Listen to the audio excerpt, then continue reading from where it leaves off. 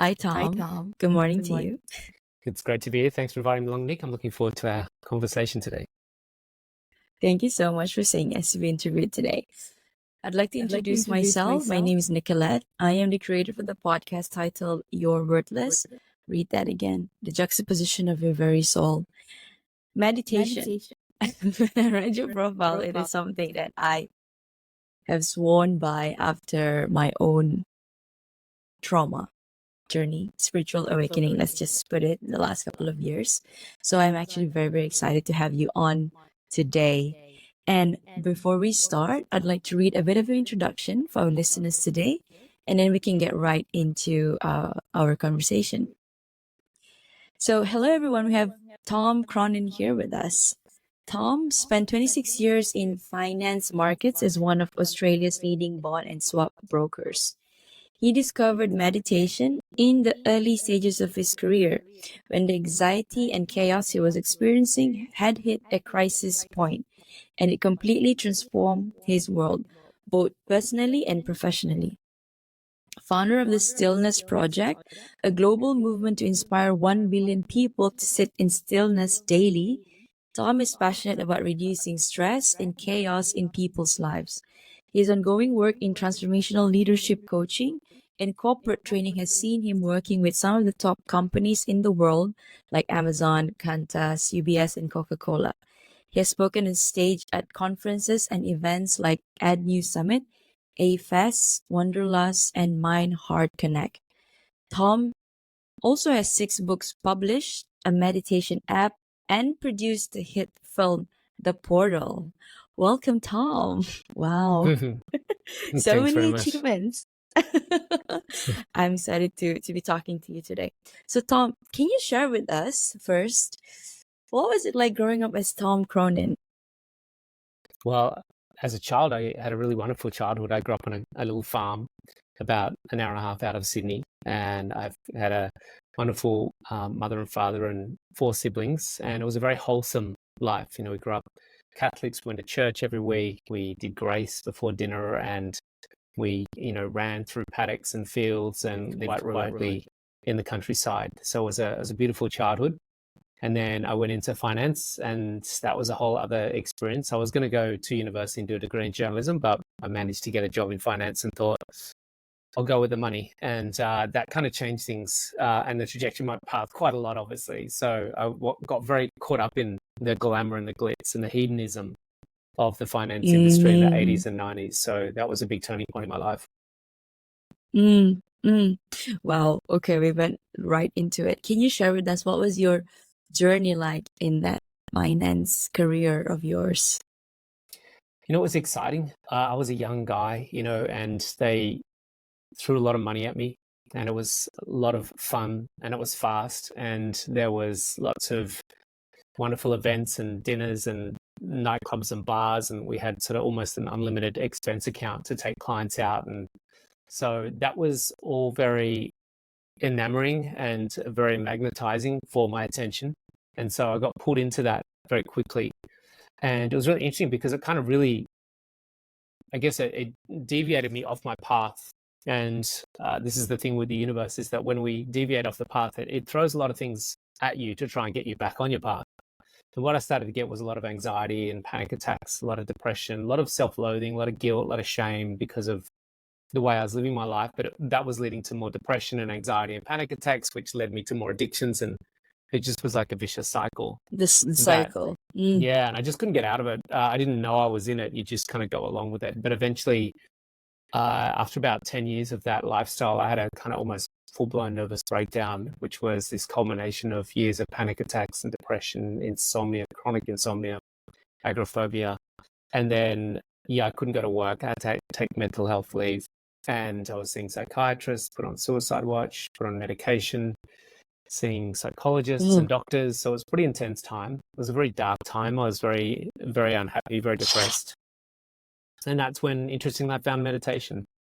And that was, again, another pivot in my life. We get these pivots that move us on or off our path. And this one moved me back onto my path. And meditation was a really powerful tool that a lot of the addictions, the anxiety, the depression, the insomnia just melted away very quickly. It was quite phenomenal how quickly it changed my life. And I went back into finance and continued on for 16 more years this time, but without the drugs and the drinking. So it was a really Wow. big shift that I made. And then eventually left finance to go and start teaching and coaching and speaking and writing books and making films and all sorts of things to bring this message to the world. What I realized when I learned to meditate was that this very simple but ancient technique was so effective and so efficient at removing all those stress responses in my body that I just wanted the world to be able to have access to it. So I became quite passionate about bringing this technique to the world in a big way. I love when you said the path that you wanted to pursue earlier was journalism or finance. And because at the time, always when we were conditioned since we were kids, at least for me as well, my dad has always said, okay, go after something stable and whatnot. But then journalism, if you think about it, your journalism is about sending message out in the world, and then right now you're doing that again. You're like, it's like a full circle, right?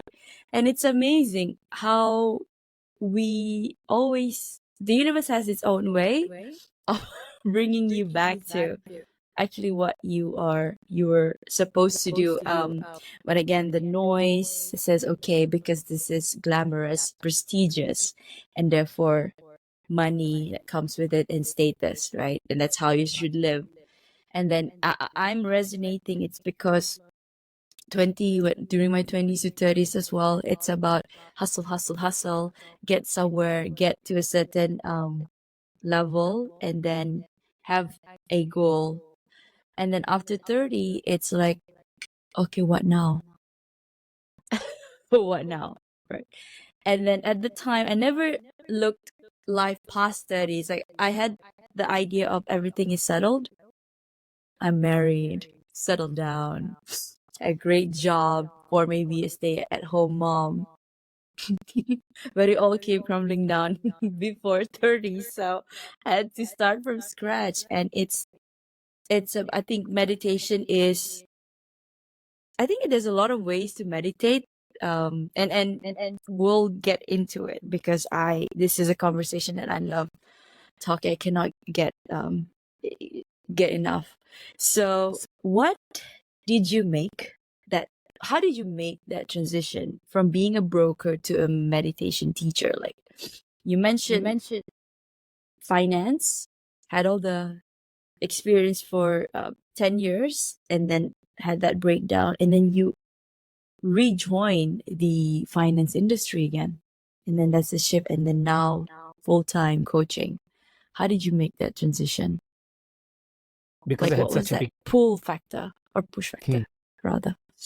I had such a big shift from the meditation. It really changed my life in a big way. And what started to happen was a lot of people were coming to me because they could see that I'd changed. And they were coming to me with their problems and looking for guidance and advice and support. Or I knew a lot of people that were having difficult times in life. So I just kept referring a lot of these people to other meditation teachers that I was friends with that had been studying alongside me. And over time, I just kept referring so many people to these teachers that I thought, well, I may as well just do the teacher Why training not myself. me? So I decided to do the teacher training while I was a broker, and I loved it so much. So when I completed my training, I decided that I would want to become a teacher, and I started teaching part-time. So I'd finish work on a trading room floor and then go to a meditation studio that I was subleasing and start teaching people how to meditate. So it was very two extreme worlds. But I really like that. Yeah, I was Those about to two say that's a parallel universes. paradox. Yeah. Yeah, absolutely. And so over Juxtaposition. time, I just, having got a taste for teaching, I realized that this is something that I was kind of really here to do in some way, shape, or form, in a professional way, in a full-time way. Now, I didn't really have a business model for that. It was, going from being a broker in finance with 2 children, a wife, and a big mortgage, and into becoming a meditation teacher isn't the biggest financial career move. But I worked with some coaches and took time to build out a business model. It took a while, and it was a really difficult time, admittedly, for a while. But a lot of what I do these days is mentor people on how to build out their business models as meditation teachers and healers and yoga teachers and coaches. But at the time, it was quite challenging. And I think one of those things for anyone listening that's thinking about making that transition is two things. One is really follow that passion. There's a calling inside you to express yourself in a way that when you do that, it's going to be the most fulfilling thing that will override the lack of financial, windfalls that you might have had in that career path. But also looking at how do you build a sustainable business model out of that. That's a really critical one, because traditionally in the past, what we had was spiritual meditation, yoga people living very renunciant and away from the world of money and families and kids and things like that and careers. Whereas now we're seeing that integrate into the world over the last, 50 to 100 years. And we're seeing this spirituality move out of the ashrams and monasteries and the sadhus and the swamis into households of the world. So people who have families that need to feed them and house them, we need to make this a viable business possibility. So looking at your business models can be really critical. I love that. It's because you have to choose. The idea is that it's one or the other. Money, okay, go ahead, go work, go study, go hustle, and then meditation. Just be by yourself, sit in stillness, and then and hope for some I don't know, some handouts from people. Like that was the idea I had, especially for me. And right now I am also transitioning to coaching, and meditation has been an integral part of setting my mindset, setting my intention, right? To have that courage to move. And it's so that's why I want to talk about that. Tom, can you share with us, what does mindfulness or meditation do to a person? Like, why is it so important? There's two main reasons why it's so important. The first reason is on a sort of very practical level. It's going to help you sleep better. It's going to help your blood pressure. It's going to help your cholesterol. It's going to help the functionality of your brain as we get into more flow state orientation. It's going to reduce things like anxiety, depression. It's going to reduce insomnia. It's going to, on a practical level, make your life better on so many different levels. It's going to give you greater brain optimization, which is one of the key things for being successful in the world. It's going to give you greater adaptive capacity. So all these things are going to help you thrive and succeed in the world in a better way. Relationships, health, vitality, career, all those things. The second reason why we want to meditate, particularly if we're doing the deeper transcending styles of meditation. Now, a lot of people will just put meditation into one basket, but there are so many different styles. You can have gratitude and visualizations and chakra healings and all sorts of things, which are all fine and useful. But when we do the deeper transcending meditations, which is the one that I teach and practice, to transcend means to go beyond the three layers of thought, emotion, and physicality. So most people think they're their thoughts, their feelings, and their physical body, but that's a vehicle that we currently have, like a spacesuit, to occupy whilst we're in this particular domain called planet Earth. And we need those three faculties to exist while we move around and eat ice cream and, have families and puppy dogs. But there's another layer that we need to integrate into our existence, and this is what we call pure consciousness or being. It's a state of awareness that doesn't have thoughts. It's a state of awareness that is free of the emotional fluctuations. And it's actually not contained by the boundaries of the physical form that we occupy.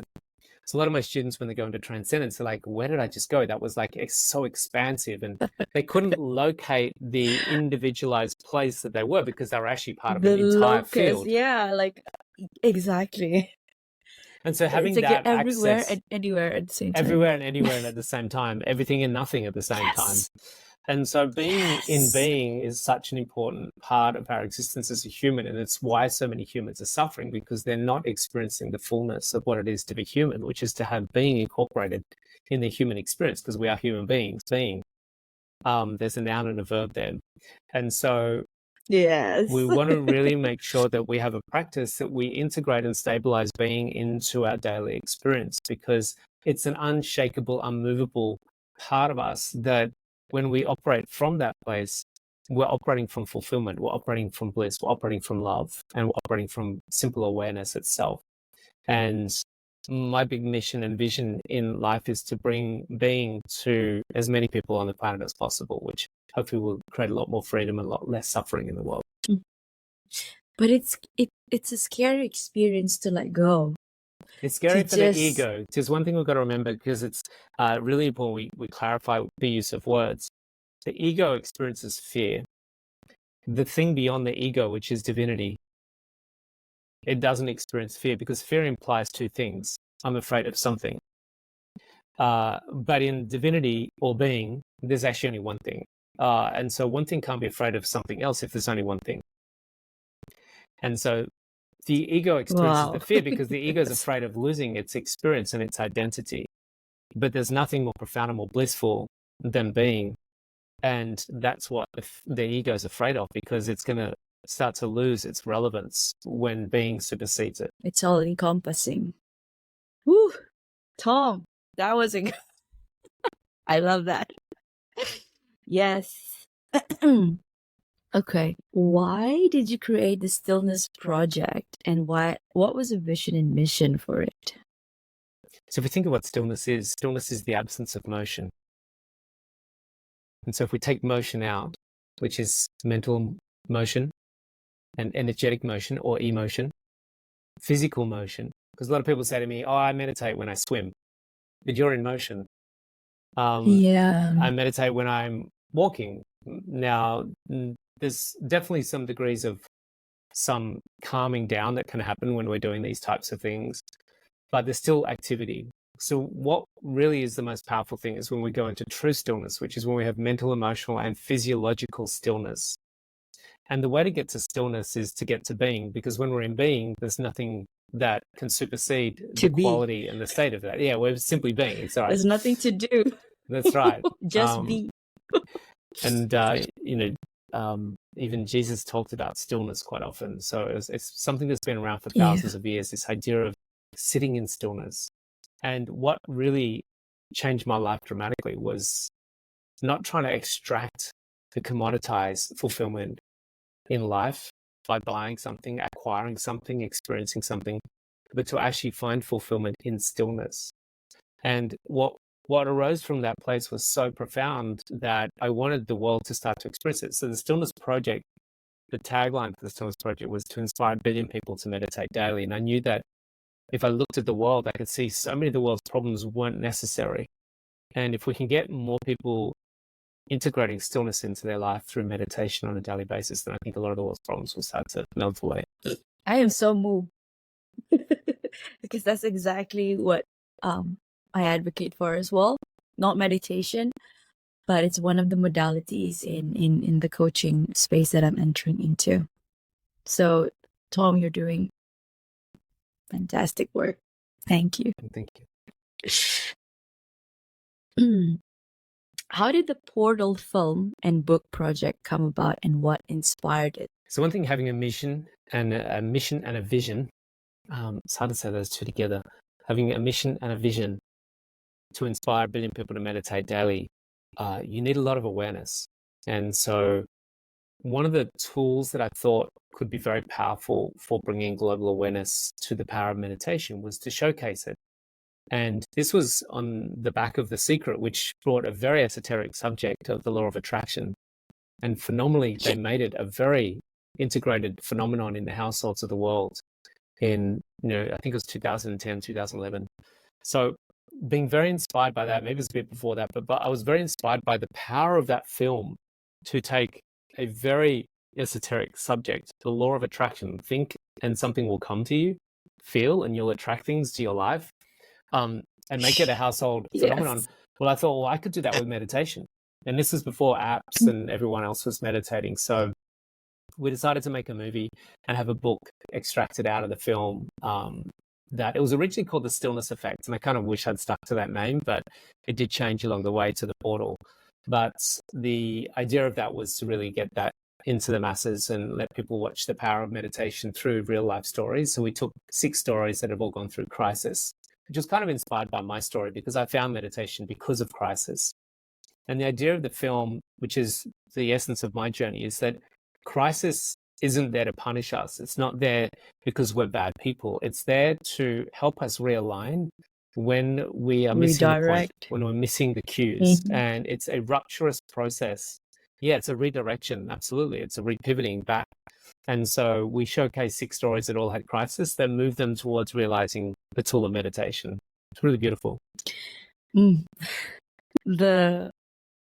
How do I say this? I don't have anything to add because everything that you said is what I truly want to say. And me having this podcast is for my guests to actually speak their message, use my platform to spread their message as wide and as far wide they can. So yes. Now, next question. You mentioned in the Portal film and the book An Enlightened Planet. What does that actually look like? Such a good question. We don't actually know because we've never seen it. We've lived in what we call Kali Yuga, the age of ignorance, for a long time, an age of suffering, an age of conflict, an age of disease, an age of greed, an age of lust and narcissism and anger and shame and guilt and fear and isolation and loneliness. So we don't know what that looks like, but what we're inviting the world to do is to start contemplating what that might look like. So everyone's going to have their own version of what an enlightened planet might look like. So there's no blueprint that we can give to people and say, this is what it's going to look like. But what we can do is if we start to contemplate that and we invite audiences and let's just say we're inviting all of you listening today to just start to contemplate in your mind, what might you look like as an enlightened person? And what might the planet look like if everyone on the planet was like you as an enlightened person? So what does an enlightened planet look like? It's when everyone is in an awakened state of consciousness, embodying love, wisdom, and harmony. And I think what it will look like is that we will have different economic models. Instead of extraction and commoditization, they'll be based on rewarding for contribution. We'll have different education systems. We'll have different political systems. We'll have different business models. We'll have different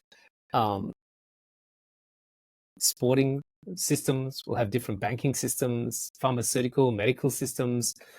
What does it look like when people learn how to be much more sovereign in their health rather than be conditioned to be unhealthy? And what does it look like for a society that's much more fulfilled inside themselves and not trying to get fulfillment by going to a shopping mall and buying lots of things?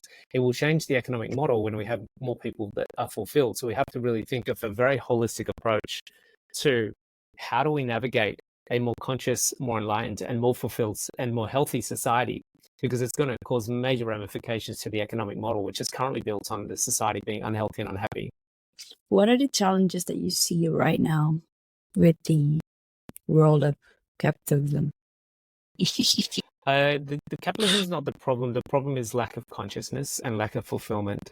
And when we have people that are more inherently fulfilled by tapping into their own blissful nature, and when we have people that are more awake and more aware rather than easily indoctrinated and conditioned and coded, then we'll make better choices, better decisions. So look, I've been meditating for a long time, and I'm not perfect. I still make wrong decisions. I still, I'm still learning and growing. So it's actually not a definitive thing. I thought it would be definitive when I was very naive and starting on this spiritual path. It's like, when does this journey stop? It's like, so when do I get off? Exactly. It's gonna have a holiday. Exactly. I thought the same thing. Like, oh, okay. At one point, I said I'm enlightened, but then that's when you say it that way, that means the ego is still talking, because you're trying to achieve a state, and an ego always attaches itself with an identity, right? But again, consciousness is about you're nothing, but you're everything at the same time.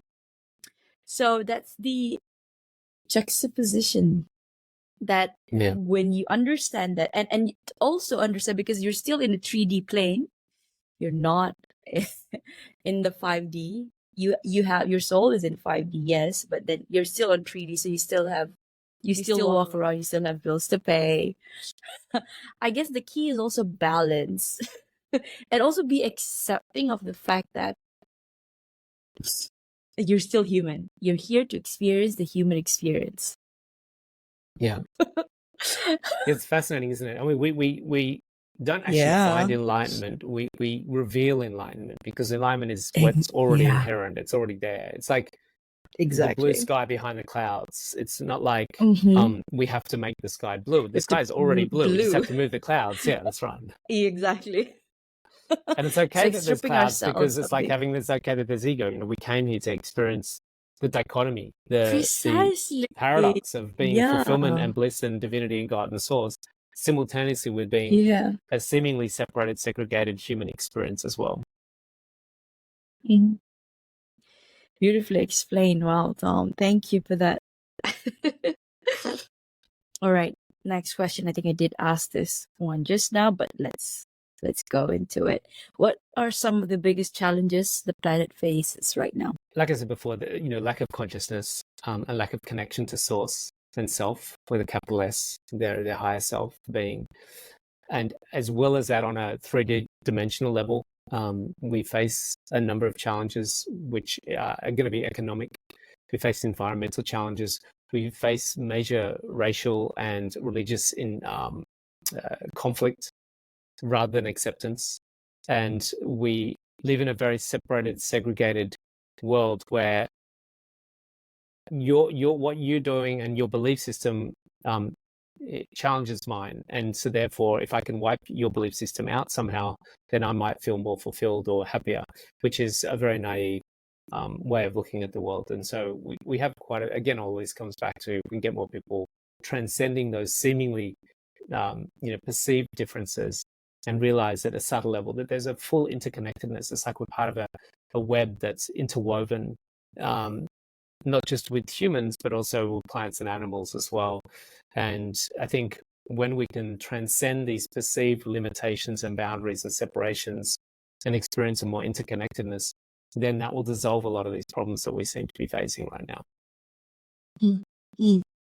Where do you see our world, our planet going? We cover this in the film and the book a lot, and we see one of two options, and neither of them are very clear as to which one will prevail at this stage. We see, not to be too doomsday-ish, but the doomsday clock is the closest it's ever been to midnight, for a very good reason, because we are the closest to annihilation of a species. If we continue on this trajectory, there's a high probability that we will not be able to survive the next, I'm not going to put a timeline on it, because that will create all sorts of messages from people, but some not too distant foreseeable future. But we also see the potential for an enlightened planet, for a huge paradigm shift with humanity, which will see us really start to reintegrate more successfully back into the planet, with the fungi, with the bees, with the birds, with the ocean, with the whales, with the sky, with the air, and also with other humans as well. So we need to reintegrate back into the environment on a more equal footing, and reintegrate into the collective species of the humans on a more collaborative, cohesive, coherent level as well. So those two things, if we can get there, then I think we could see longevity with the human species. But at this point, where we see ourselves seemingly as some superior race that we can extract whatever we want out of this planet and annihilate any other dogma or religion or belief system that seems to be getting in our way, then I think we're on a fast track to termination.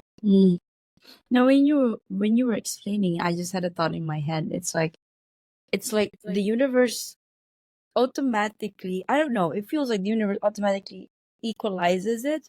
Like before, it's this way, but then we have the movement, like yourself, like what you're doing, and then one part of the world is awakening that, okay, we need there's something that needs to be done, and then again, perhaps, okay, when we go to that, everybody is like on that how do I say this?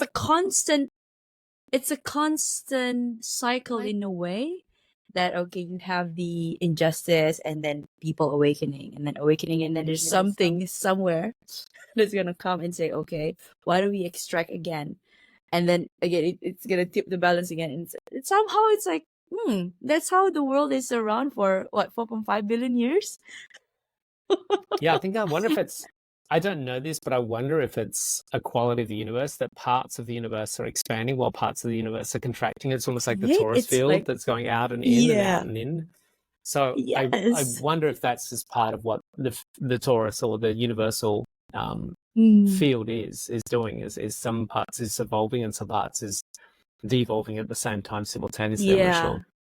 it's It dying seems to be that and way, like you're saying, or maybe there's some balance that always works out between light and dark. If we want more lightness, we're going to have more darkness. And precisely. And then when there, you can't have light without darkness and vice versa. I love they it. do say that, but It's amazing. I wonder if that is the case. I'm not Mm-hmm. sure that that's a definitive statement, because I know Okay. it is a very Can you often, explain why I love this? it's an often used term, but if we think of what darkness is only an absence of light. So light doesn't exist Mm, on its own. Light is something that emanates from something. Light has a source, and mm-hmm. darkness is doesn't have a source. Darkness is just what is. So if you think of a dark room, Yeah, nothing makes the room dark, but so something makes the it room is. light. True? Mm, Okay, so darkness mm, doesn't have a quality. mm, There's no quality of darkness. It's not like you can go and get darkness, but you can get light.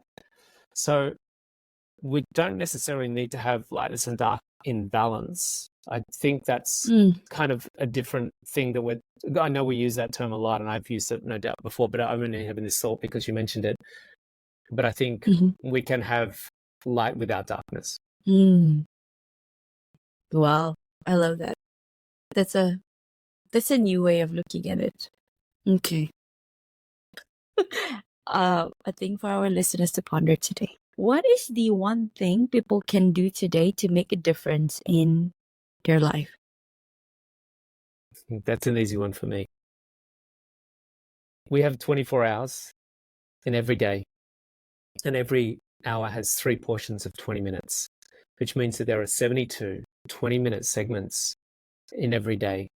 And everything we allocate in those 72 20-minute segments of time, we allocate in the the the searching for fulfillment. That's whether we go to the gym, whether we eat ice cream, whether we watch Netflix, listen to Spotify, whether we go and clean our bathroom floor, whether we have a shower, whether we go to the toilet. All of those things are parts of a movement of activity in the quest to find greater fulfillment. We clean the bathroom floor, even though the activity itself doesn't seem fulfilling, but we feel more fulfilled once we've cleaned the bathroom floor. So we can trace the motivation behind every fulfillment to be some quest to find fulfillment. Yet what we have lying within us is actually the direct source of fulfillment, which is the transcendent state of being. There's nothing more fulfilling than the state of being, because it doesn't have any craving. It can't find anything more than what it is already to be fulfilled. And so if we can just allocate at least one, if not, I'd recommend 2 20-minute segments every day to meditate and to transcend the thinking mind, the egoic identity, then what I think we'll do is we'll find greater levels of fulfillment in life itself. Beautiful. When you said that, I was thinking already to change my segment to 40 minutes, 20 minutes, 20-minute session. Yeah, that's what I And do. that's One in the a morning, good one in the one. That's a afternoon. good. Yeah. Yeah, 20 minutes. And it's bite-sized. People can Mm. take it when they're commuting or doing. Well, Tom, thank you so much. Wow, I'm learning every day from my guests. It's a pleasure. Thanks for inviting me along. Thanks for the great questions. Thanks for listening, everyone. It's wonderful to share Thank space you. with you all. Yeah. Okay, Tom, a few more questions before I let you go.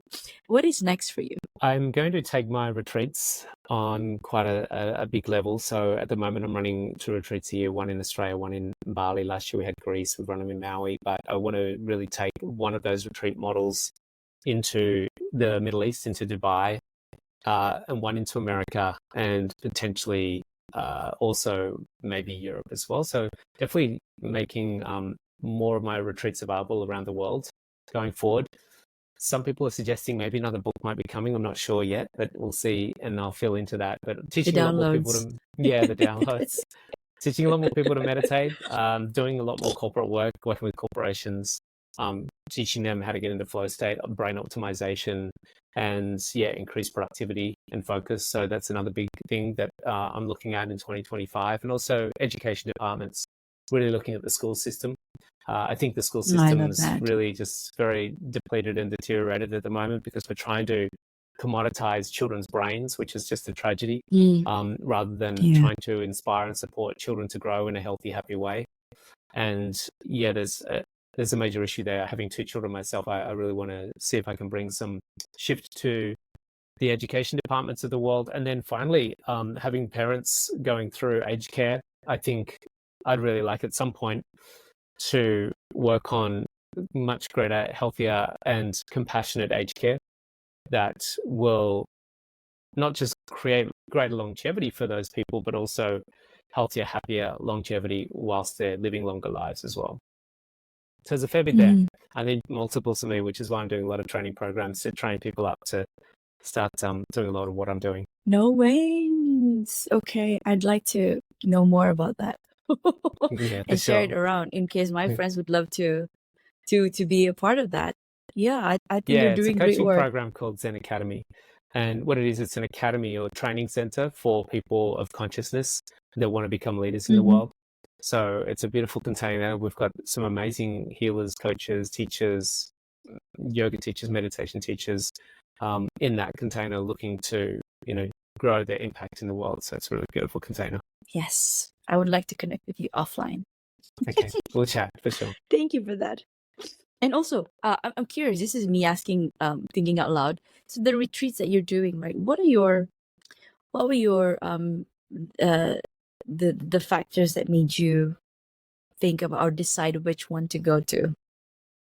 I do a lot of research on the locations. My retreats are quite an intense process. They're not a walk in the park. They are something that will completely change someone's life in a positive way.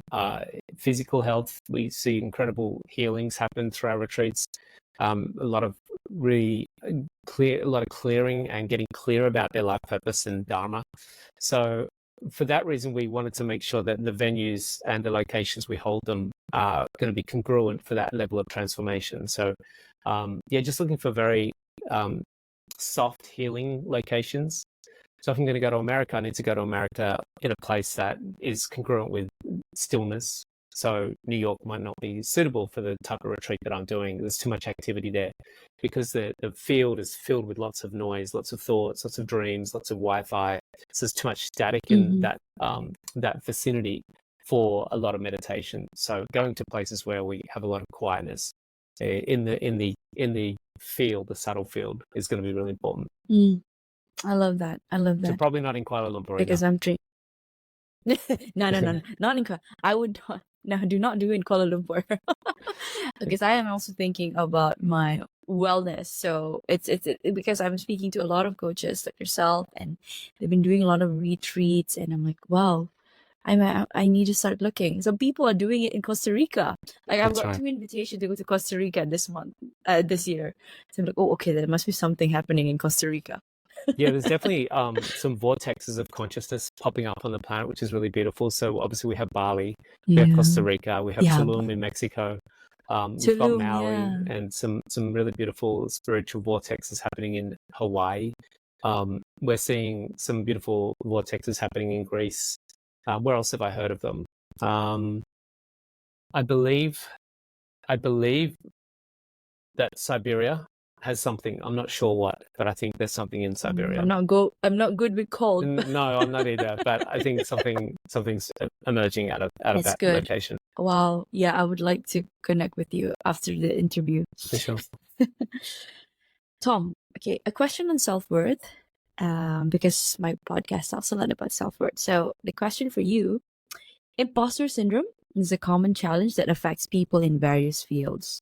How can one overcome imposter syndrome and recognize their true value and capabilities? It's one that we deal with a lot in my Zen Academy, because a lot of the coaches and the healers and the teachers that I work with, pretty much most of them, myself included at times, grapple with imposter syndrome or self-worth and value. So, because the thing is, wherever we start, it's not where we end. And every stage that we evolve to, we get to a bigger level, but each level has a new level of oh, am I worthy of this level? And so we can go through many layers of Yeah. unworthiness or imposter syndrome. If I'm in front of 500 people on the stage, then that's not a problem. But if I'm in front of 10,000, then that might be a problem for my levels of self-worth and validity or validation. So we always get to new levels of, can I overcome this challenge? But the way I help my clients deal with that is by a very simple process. We shift our gaze, our awareness, our attention from us to the need of the time. And if I don't think about me, which is, am I good enough for this? Am I worthy of this? And I think about who here needs my Yes. help. And when we put it Exactly. Who am on I serving? who am I serving? Right? Yeah. And what is their problem? And if we break it down to what is their problem, well, I can fix that. I can help them with that. I can help them overcome that obstacle, that challenge. And whether it's one person in a crowd of 10,000 or one person in a crowd of 10, the point is I'm putting my attention on that person and their challenge and their obstacles and their difficulties and helping them to overcome that problem. And now, because we're all not all, but if we're in that space, we're usually qualified to be able to deal with that problem. It's just the magnitude of how many people have got that problem, whether we feel worthy or not. So by shifting our attention to the people or the problem that's outside of us and not inside of us, then we overcome that quite easily. Those who give sleeps better than those who take. Just think of it that way. Yeah. When you're serving, that's the ultimate act of being fulfilled. Yeah, for sure. What is your heart's greatest wish, Tom?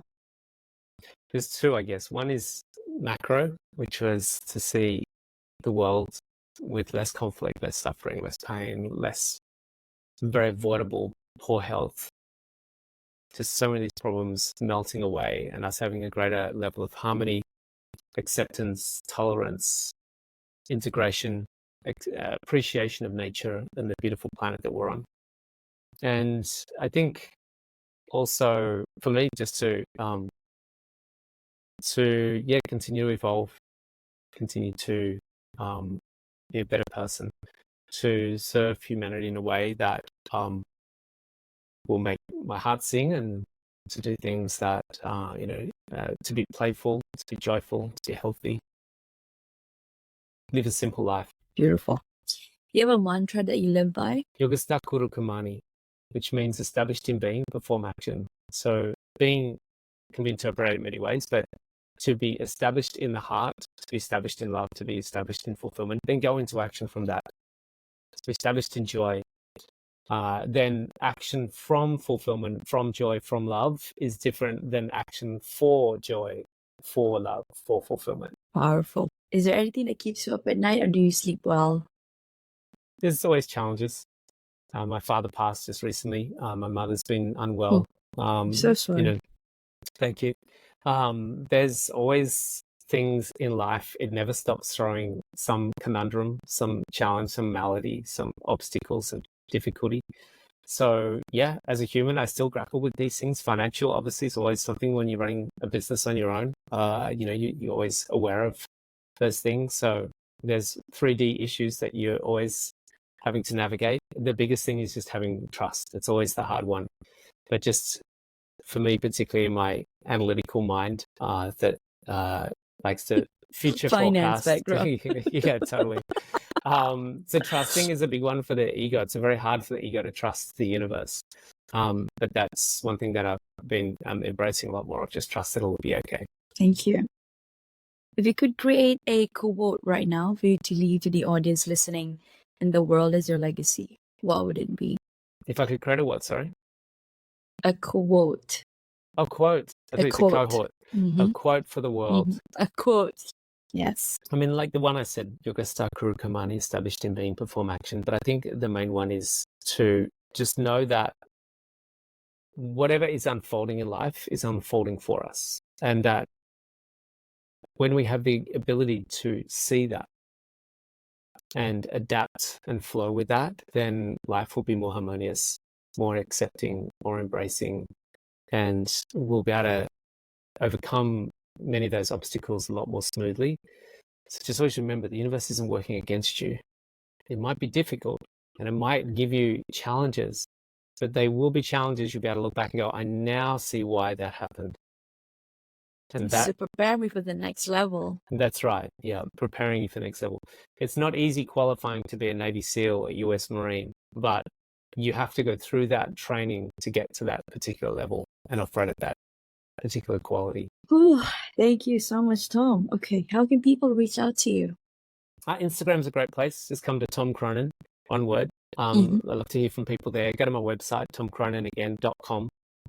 They can find my retreats and my coaching programs and my courses and things there. So look, love to hear from people, love to respond to my messages. So yeah, reach out anytime. Well, and there you have it, guys. You heard it from the person himself, Tom Cronin. Before we close off, Tom, I'd like to personally thank you for the work that you're doing for the world and for advancing every step of the way despite the challenges, creating trails for those that will come after you. This has been that one podcast with that controversial name, You're Worthless. Read that again. The juxtaposition of your very soul. If you find yourself thinking that you're worthless, you're not alone. But more importantly, ask yourself a level deeper. If I'm worthless, then why the heck am I here? It is because your soul have chosen to be here energetically, all the way from the ethers. And for that reason itself, you are worthy and you're enough. This has been Tom Cronin, my guest of the day, and Nick Niera as your host, signing off.